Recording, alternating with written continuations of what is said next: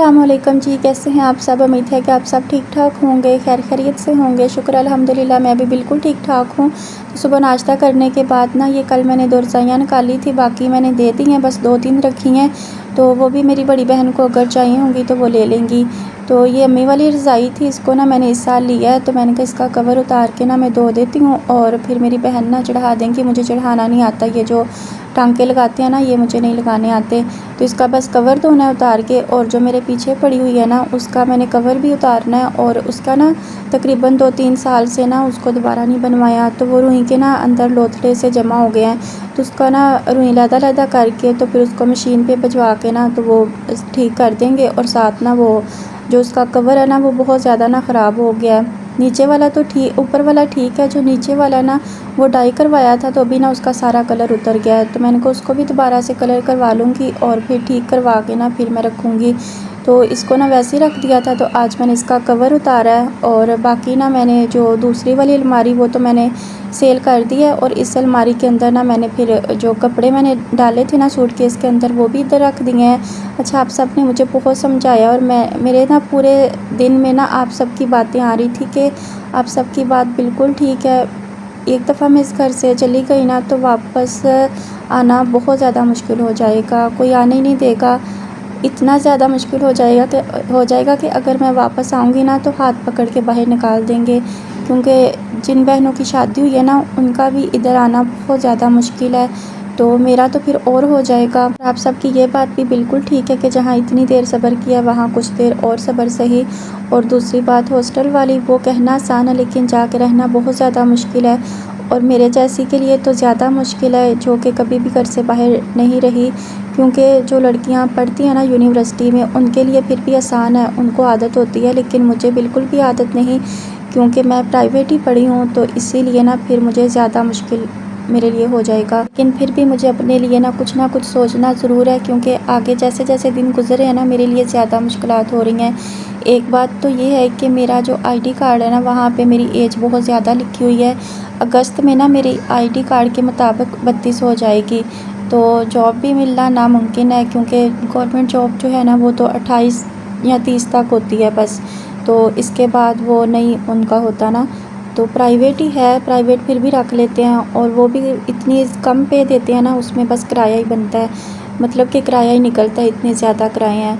तो इसलिए ना मेरे पास एक और ऑप्शन है। अगर ये मुझे घर में से हिस्सा दे देते हैं और मेरी ज़मीन सेल हो जाती है तो मैं आसानी से ना सिटी में अपना घर ले सकती हूँ, और अपना घर होना फिर इतना ज़्यादा वो मसला नहीं होता, क्योंकि सिटी में रह के ना इंसान बहुत सारे काम कर सकता है। जैसे कि सिटी में रह के ना ब्रांड्स पे जाके वहाँ पे वीडियो बनाना और प्रमोशन करना, ये सब चैनल ना आजकल बहुत ज़्यादा ग्रो कर रहे हैं। और उसके अलावा ना 2-3 इंसान काम कर सकता है प्राइवेट, और उसके अलावा और भी बहुत सारे काम होते हैं। अभी मुझे कंफर्म पता नहीं है, हो सकता है कि अगले 2 माह ना मेरे लिए आसानी से गुजर जाएँ।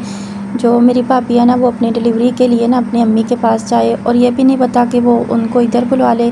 और मैं तो यही दुआ करती हूँ कि ये उधर ही चली जाए, क्योंकि जब उधर से इधर कोई आता है ना रहने के लिए इसकी बहनों में से या इसकी अम्मी में से, तो वो आके ना ज़हनी तौर पे बहुत ज़्यादा टॉर्चर करते हैं। वो नाम नहीं लेके बुलाते, ना वो बेटी कहेंगे, वो ना छोकरी का लफ्ज़ बहुत ज़्यादा इस्तेमाल करते हैं कि खुद मर गए हैं, छोकरी को छोड़ गए हैं, ऐसे ना बहुत सारे अल्फाज इस्तेमाल करते हैं जिससे इंसान ना ज़हनी तौर पे बहुत ज़्यादा टॉर्चर होता है। सब ये बात ना बड़ी आसानी से कह देते हैं, हिम्मत करो, इतना भी क्या मुश्किल है, सब कर लेते हैं, लेकिन हकीकत सिर्फ वो अकेली लड़की जानती है जो अकेले सब कुछ संभाल रही होती है। एक अकेली लड़की की ज़िंदगी बाहर से जितनी नॉर्मल लगती है ना अंदर से इतनी ही थका देने वाली होती है। वो सुबह आँख खुलने से पहले ही ना फ़िक्रों में जाग जाती है कि आज क्या करना है, किस बात का सामना करना है, किसके रवैये बर्दाश्त करने हैं और किस तकलीफ़ को दिल में छुपाकर मुस्कुराना है। लोग सिर्फ ये देखते हैं कि वो काम कर रही है, वो हंस रही है, रोज़मर्रा ज़िंदगी गुजार रही है, लेकिन ये कोई नहीं देखता कि वो अंदर से कितनी बार टूटती है। हर दिन इतना कुछ बर्दाश्त करना पड़ता है, लोगों की बातें बर्दाश्त करना और ख़ुद को फिर भी मजबूत दिखाना।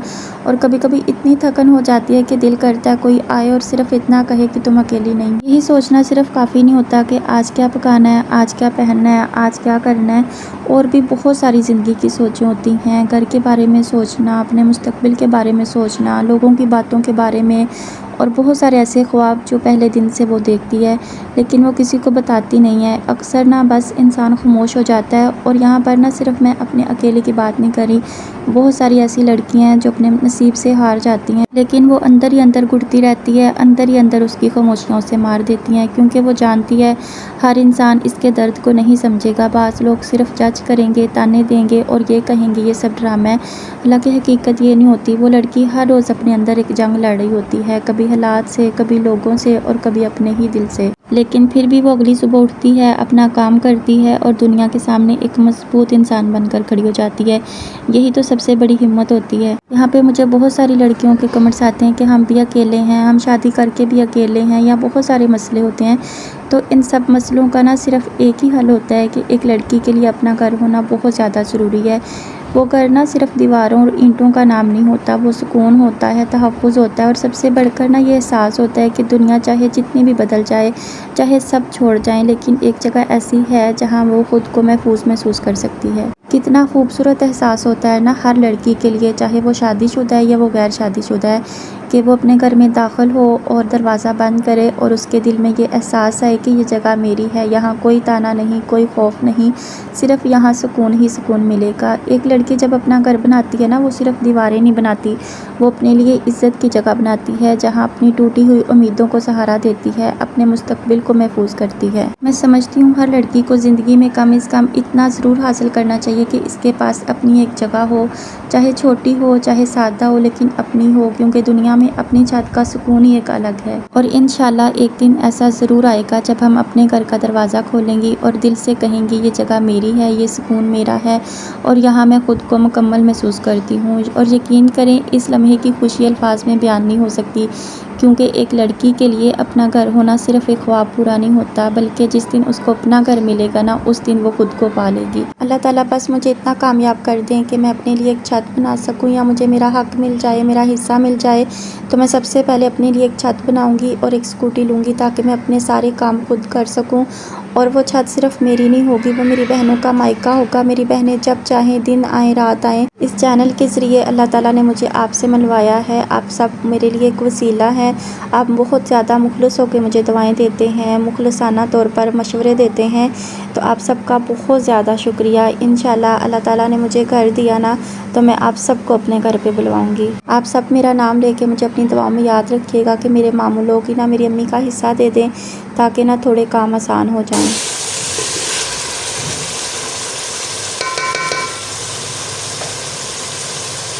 अच्छा, दोनों रज़ाइयों के कवर उतार के ना मैं अपनी बहन की तरफ ले आई थी। यहाँ पर धो के ना मैंने इनको ड्राई कर लिया और ये ड्राई हो गई थी, तो मैंने अपनी बहन से कहा कि आप ना मुझे ये कवर चढ़ा दें। दूसरी वाली रज़ाई का ना मैंने सारी रुई वगैरह अलहदा कर दी थी। उस रज़ाई को मशीन पे भेज के ना एक दफ़ा मशीन से गुजर जाएगी तो फिर वो ठीक हो जाएगी। तो वो सब कुछ ना खुद ही मशीन वाले कर देते हैं। आजकल ना हर रोज़ शाम को आंधी आ जाती है, तो मैंने अपनी बहन से कहा कि आप मुझे ना जल्दी से ये कवर चढ़ा दें। अगर वैसे रज़ाई पड़ी रहेगी ना तो वो गंदी हो जाती है और फिर ये धोई भी नहीं जाती।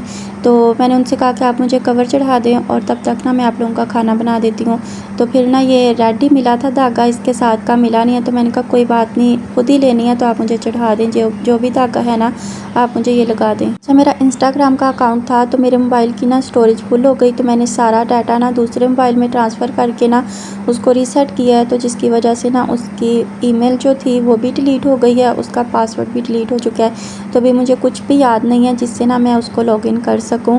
तो अभी ना मैंने नया अकाउंट बनाया है, तो वो मैं इधर उसका लिंक लगा दूँगी। लिंक मैंने लगा दिया अपने जो है ना ये यूट्यूब का अकाउंट उधर लगा दिया है, तो आप उधर से ना मुझे जाके तो उधर भी फॉलो कर सकते हैं। चैनल से मुतल्लिक आप कुछ भी पूछना चाहते हैं ना, तो आप वहाँ जाके मुझसे पूछ सकते हैं, मुझे डीएम कर सकते हैं, मैं उसका आंसर देती हूँ।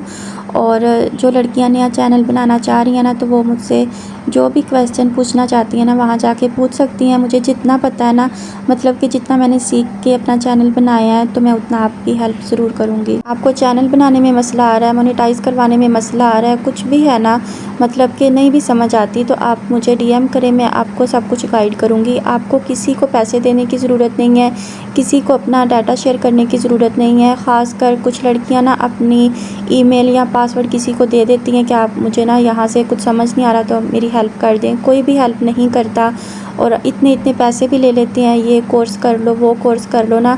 आप सब कुछ फ्री में सीख सकते हैं यूट्यूब से, आपको किसी को पैसे देने की या कोर्स करने की ज़रूरत नहीं है। मैंने फ्री में सीखा है यूट्यूब से ही और मेरी पेमेंट भी आई है।